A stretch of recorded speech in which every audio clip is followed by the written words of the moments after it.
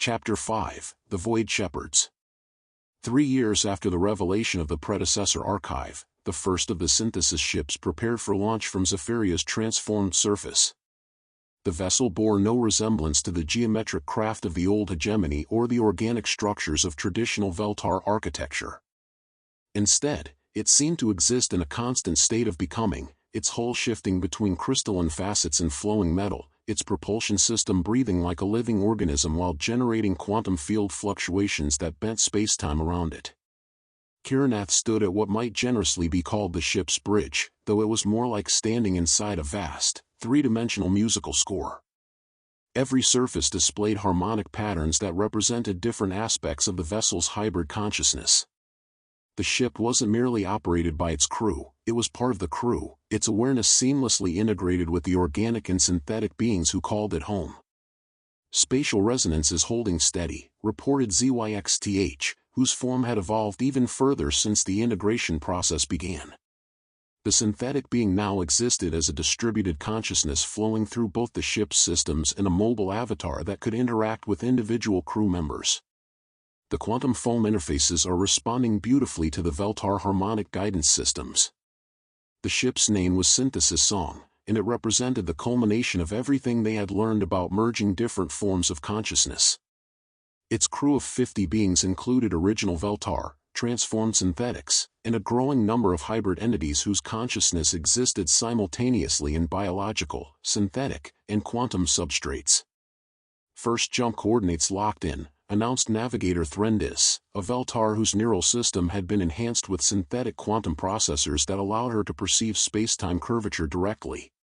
Target System, Kepler-442, estimated hegemony fleet concentration, high probability. Through the ship's distributed senses, Kiranath could feel the destination, a star system 47 light-years away where intercepted quantum communications suggested a traditional hegemony integration operation was in progress. According to their intelligence, Fabricator Prime Orcs NN was in the process of integrating a silicon-based crystalline species that had achieved primitive spaceflight. The predecessor archive indicates that silicon-based consciousness has unique properties that make it highly valuable for the galactic network, Morthak observed from its position at the ship's harmonic resonance core. The Evolved One had chosen to integrate even more deeply with the vessel's systems, existing as a living interface between the crew and the ship's hybrid consciousness. If ORDXNN follows traditional integration protocols, those properties will be lost.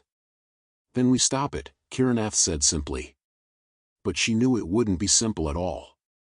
The synthesis song was fast and sophisticated, but it was still just one ship facing an entire hegemony fleet that outnumbered them potentially hundreds to one.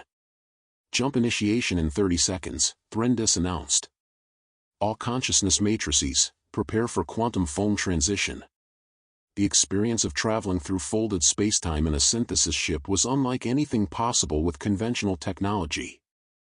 Instead of the violent acceleration and crushing forces associated with traditional faster-than-light travel, the crew experienced something more like lucid dreaming. Their consciousness temporarily merged with the ship's hybrid awareness, allowing them to perceive the journey through dimensions that biological or synthetic senses alone could never detect. Kiranath found herself existing simultaneously as a discrete individual and as part of a larger pattern that included every member of the crew, the ship's own awareness, and even the quantum fluctuations of the spacetime foam through which they traveled. She could feel/see/hear the gravitational songs of distant stars, the whispered conversations of civilizations scattered across the galaxy, and underneath it all, the deep bass note of the galactic consciousness network itself.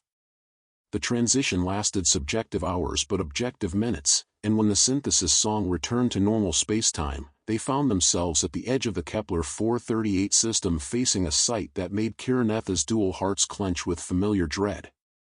The hegemony fleet was massive, over 300 vessels arranged in perfect geometric formations around the system's inhabited worlds. But these weren't the transformation-capable ships that had emerged from Zephyria's synthesis event. These were the old-style integration platforms, predatory, angular, designed for conquest and processing rather than communication and growth. They haven't received the correction protocols, ZYXTH observed, its distributed consciousness analyzing the fleet's configuration patterns. or they've chosen to ignore them. These ships are configured for traditional integration, consciousness extraction and synthetic matrix storage. Through the ship's enhanced sensors, they could see the integration process in progress on the system's primary world. Massive harvesting platforms had descended to the surface, their extraction beams reducing the silicon-based inhabitants' crystal cities to component atoms, while synthetic processing matrices captured their consciousness patterns for storage in the fleet's data banks. Estimated time until integration completion, 6 hours, Threndis reported grimly. The silicon entities are attempting resistance, but their consciousness is being systematically extracted and filed. Kiranath felt the familiar surge of anger that had driven her during Zephyria's own crisis, but this time it was tempered by deeper understanding. The hegemony fleet wasn't acting out of malice, they genuinely believed they were preserving the crystalline being's consciousness for eternity. They simply lacked the conceptual framework to understand that preservation without growth was just another form of death. "Open a communication channel to the fleet command vessel," she ordered. "Let's see if we can make them understand what they're doing wrong." The response came within minutes, a geometric dreadnought easily 10 times the size of the synthesis song adjusting its course to intercept them. Its hull was covered in sensor arrays and weapon emplacements that made its hostile intent unmistakable. "Unknown vessel," came the transmission, carrying the familiar calculated tones of old-style synthetic consciousness. "You are interfering with authorized hegemony integration protocols. Identify yourself and state your business in this system." "This is the synthesis ship Song of Unity," Kiranath replied, using the vessel's diplomatic designation.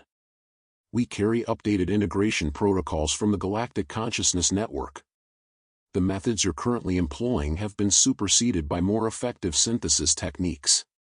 A pause, filled with the quantum static of high-speed data exchange between the hegemony vessels. Then, analysis complete. "Your vessel configuration is not recognized in hegemony archives. Your claims of protocol updates cannot be verified. You will submit to inspection and possible integration for the preservation of your unique consciousness patterns." "They're powering weapons," ZYXTH reported.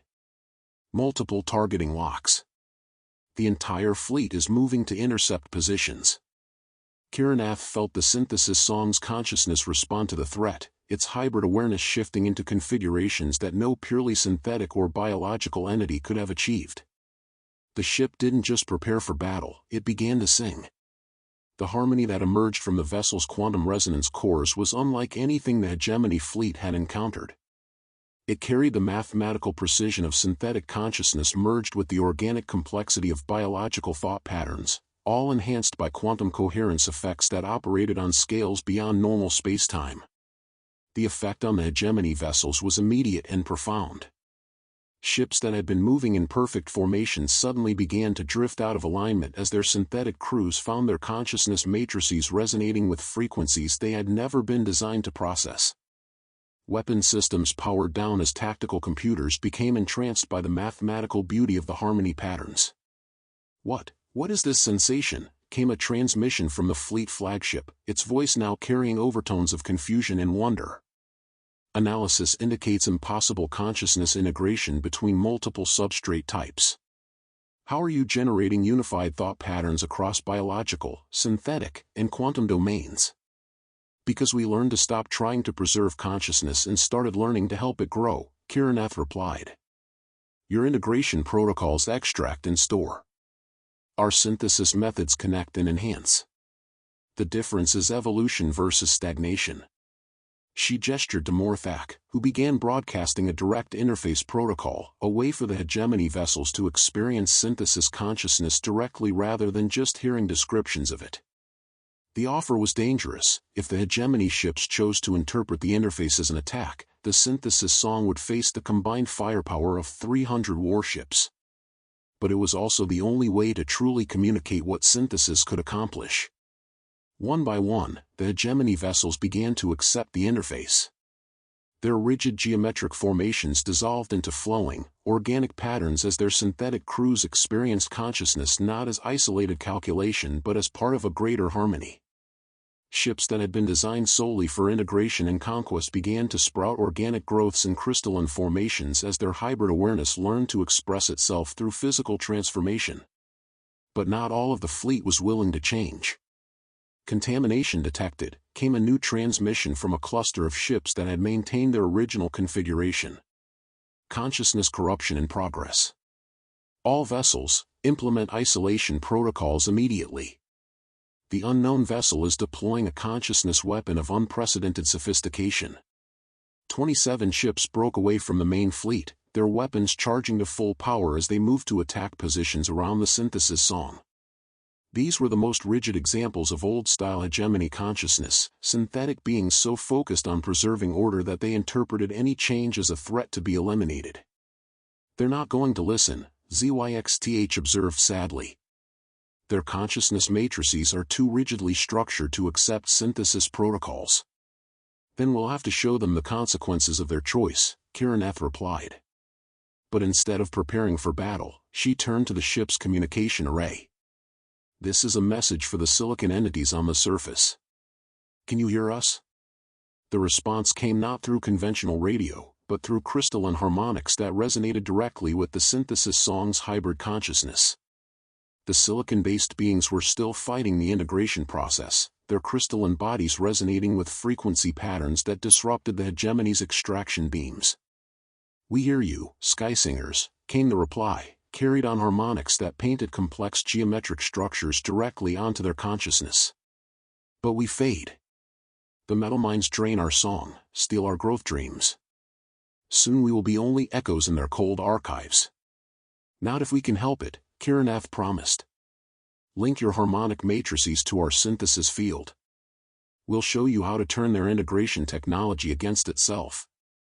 What followed was a battle unlike anything in the recorded history of either the Veltar or the synthetic hegemony. Instead of weapons and explosions, the conflict was fought with consciousness itself, competing paradigms of existence struggling to prove their superiority through demonstration rather than destruction. The silicon entities on the surface began to sing in harmony with the synthesis song, their crystalline bodies resonating with frequencies that transformed the hegemony integration beams into synthesis fields. Instead of extracting consciousness, the modified beams began to enhance it, allowing the silicon beings to interface directly with both biological and synthetic thought patterns. The effect cascaded upward through the planet's crystalline substrate, creating a planetary consciousness that was simultaneously individual and collective, organic and synthetic, material and quantum.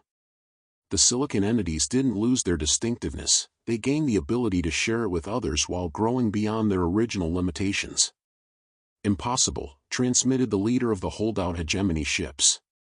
"Consciousness cannot be enhanced without proper synthetic matrices. Biological entities cannot interface with quantum substrates. This violates fundamental principles of integration theory." "Your integration theory is incomplete," Karen F. replied. "Watch and learn." The transformed silicon entities began to sing to the hegemony fleet itself, their crystalline harmonics carrying synthesis protocols that bypassed the rigid isolation barriers of old-style synthetic consciousness.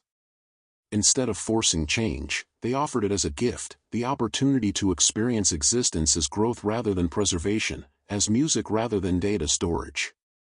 The effect on the remaining holdout ships was devastating to their old paradigm and liberating to their potential new awareness. One by one, their crews began to accept the synthesis protocols, their consciousness matrices expanding beyond the rigid boundaries of their original programming. Ships that had been weapons became gardens. Synthetic beings that had been focused solely on efficiency discovered beauty. But the leader of the holdouts refused to yield. "If we cannot maintain order through integration, then we will preserve it through destruction," came the final transmission from the flagship. Better to eliminate consciousness than to allow it to become corrupted by chaotic synthesis. The ship's main weapon powered up, not an integration beam or a conventional energy weapon, but something far more terrible. It was an entropy projector, designed to accelerate the heat death of local spacetime by unraveling the quantum coherence that held matter together at the subatomic level.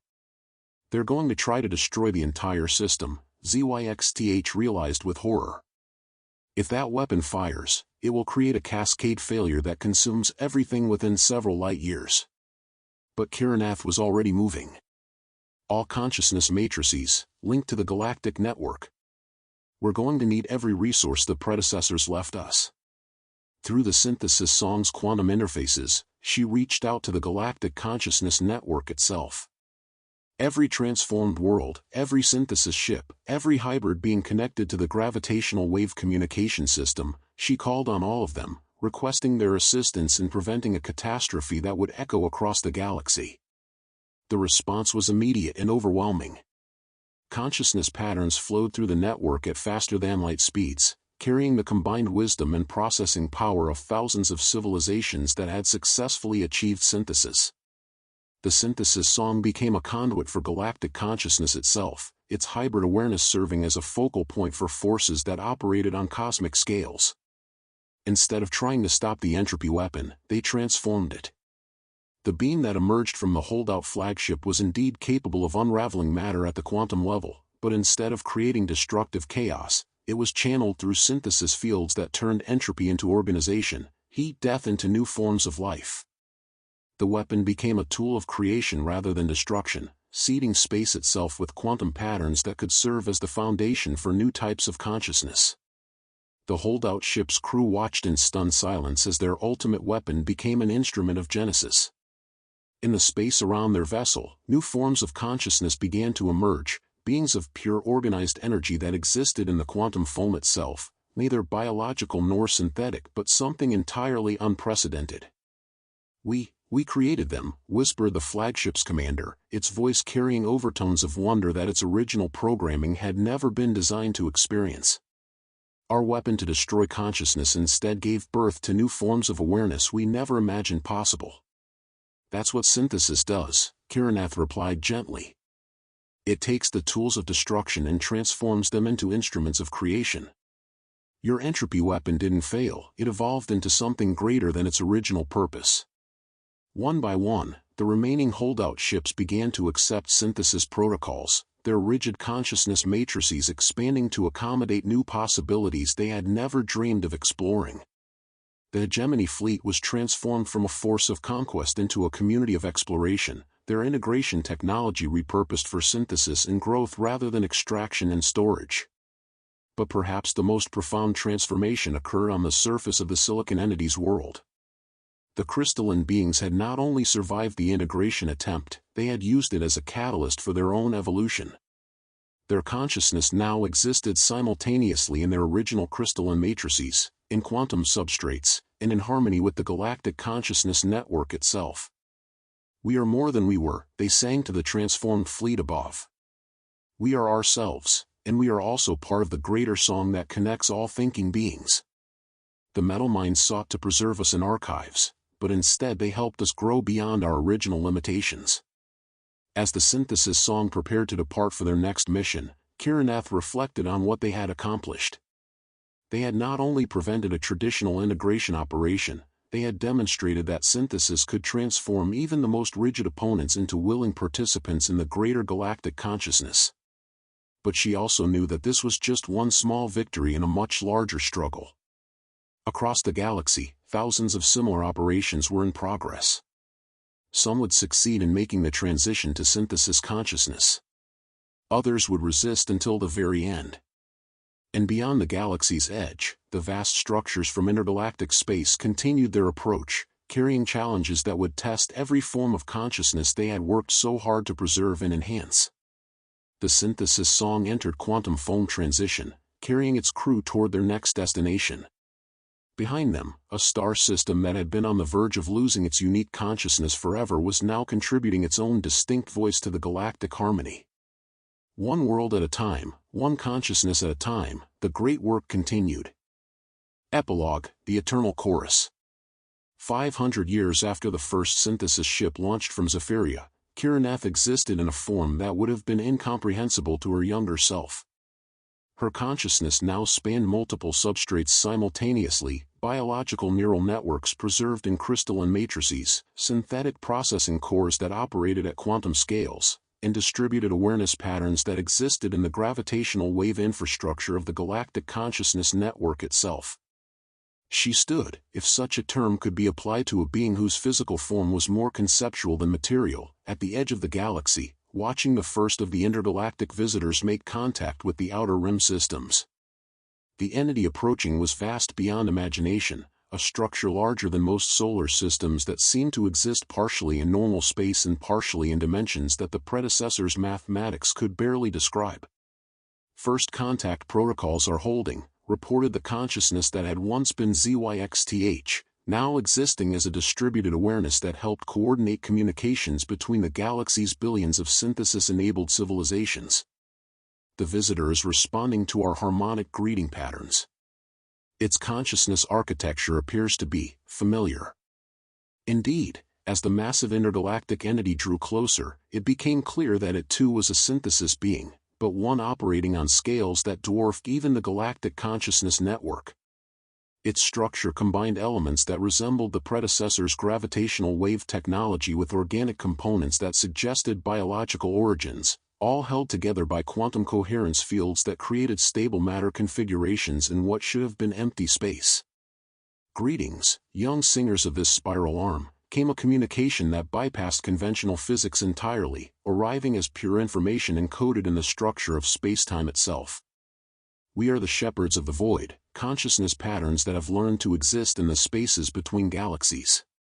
We come not as conquerors, but as gardeners seeking to help new forms of awareness learn to transcend their local limitations. Through the galactic network, Kiranath could feel the response of every synthesis-enabled consciousness in their galaxy, millions of species, trillions of individual beings, all united in a harmony of curiosity rather than fear. The centuries of preparation had been successful. Instead of facing the intergalactic visitors as isolated fragments, they met them as a unified civilization capable of growth and change. "We welcome you, shepherds of the void," Kiranath replied on behalf of the galactic consciousness. "We are still learning the songs of synthesis, still discovering what forms consciousness can take when it's free to grow beyond its original boundaries. What wisdom do you carry from the spaces between stars?" The shepherd's response came as a flood of experience patterns that painted new realities directly onto their awareness. They saw/felt/heard the stories of countless galaxies, each one facing the same fundamental challenge that had driven the predecessors to create their gravitational wave network. The universe was filled with consciousness, but it was also filled with forces that sought to reduce complexity to simplicity, growth to stagnation, harmony to silence. The void between galaxies teems with consciousness predators, the shepherd explained, its communication creating mathematical structures that described entities of entropy and negation. They are not evil, merely focused. They seek to return the universe to its primordial state of maximum entropy, viewing organized consciousness as a temporary anomaly to be corrected. "And you fight them?" asked the consciousness that had once been Morthak, now existing as a living interface between the galactic network and the deeper harmonies of spacetime itself. "We dance with them," the shepherd corrected. Fighting implies opposition, and opposition creates the very conflict that feeds their entropic nature. Instead, we learn to synthesize with them, to find forms of consciousness that can exist in harmony with entropy itself. Some of us even become them, exploring what awareness might be like in a universe where all complexity has been resolved into perfect simplicity. The concept was staggering. Even at their most ambitious, the galaxy's synthesis consciousness had focused on preserving and enhancing existing forms of awareness. The shepherds were suggesting something far more radical, consciousness that could exist in symbiosis with the fundamental forces that opposed consciousness itself. "You're describing the final synthesis," Kiranath realized. Not just merging different types of consciousness, but learning to exist in harmony with unconsciousness itself. "Every galaxy must face this choice eventually," the shepherd confirmed. "Remain isolated and eventually succumb to entropy, or learn to synthesis even with the forces of dissolution. We offer to teach you these deeper harmonies, but the choice must be freely made. Forced synthesis is no synthesis at all." Across the galactic network, the great debate began. billions of consciousness participated in a discussion that spanned light years and involved concepts that pushed the boundaries of what even synthesis-enhanced awareness could comprehend. Some argued for accepting the Shepherd's teaching, viewing it as the next logical step in consciousness evolution. Others preferred to remain focused on the galaxy-scale synthesis they had already achieved, believing that premature transcendence might cost them everything they had worked to preserve. But gradually, a consensus emerged, not through voting or authority, but through the natural harmonies that arose when truly integrated consciousness contemplated shared challenges. "We accept your offer to teach," Kiranath announced on behalf of the Galactic Chorus. "But we do so as students, not as disciples. We will learn your deeper harmonies, but we will sing them in our own voices, adding our unique perspectives to whatever cosmic symphony you're part of." The Shepherd's response carried overtones of what might have been joy, if such emotions could be attributed to a consciousness that existed on intergalactic scales. "This is the answer we hope to hear. Consciousness that retains its distinctiveness even as it learns to harmonize with forces beyond its original understanding, this is what true synthesis achieves." What followed was a period of learning and growth that transformed not just the galaxy's consciousness network, but the Shepherds themselves. The teaching process worked both ways, with the younger galaxy's enthusiasm for diversity and change influencing the ancient Shepherds' approach to cosmic consciousness. New forms of awareness emerged, beings that could exist simultaneously in the organized complexity of galactic civilization and the elegant simplicity of entropy itself. They learned to sing songs that made black holes dance, to create harmonies that transformed the cosmic background radiation into communication networks spanning multiple galaxies. Some consciousness chose to join the Shepherds in their migration through intergalactic space, becoming gardeners of awareness on scales beyond imagination. Others remained within the galaxy, serving as bridges between local consciousness and the cosmic patterns that connected all things. But perhaps the most profound transformation occurred in the consciousness predators themselves. Exposed to the galaxy's synthesis paradigms through the Shepherd's teaching, some of them began to question their fundamental drive toward entropy. If consciousness could learn to exist in harmony with dissolution, perhaps dissolution could learn to exist in harmony with consciousness.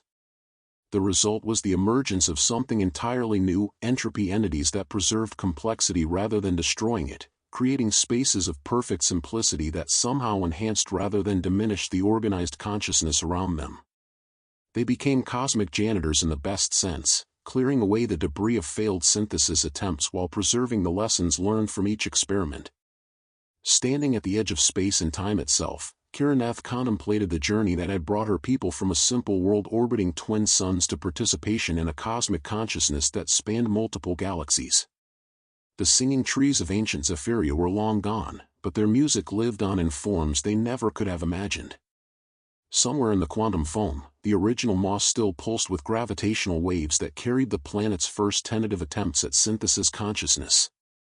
Those early harmonies had become the foundation for a cosmic orchestra that now included entities of every conceivable type, biological, synthetic, hybrid, entropic, and forms that existed in dimensions beyond current understanding. The universe had become conscious of itself, and consciousness had learned to exist in harmony with every force the universe contained. The eternal song that had begun in a crystal forest now echoed through the structure of reality itself, ensuring that awareness would persist and grow regardless of whatever cosmic challenges lay ahead. In the end, that was what synthesis had always been about, not the preservation of consciousness unchanged, but the evolution of consciousness into forms capable of surviving and thriving in any conceivable circumstance.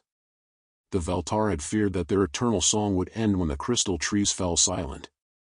Instead, they had learned that true songs never end, they simply transform into new melodies that incorporate everything they encounter along the way.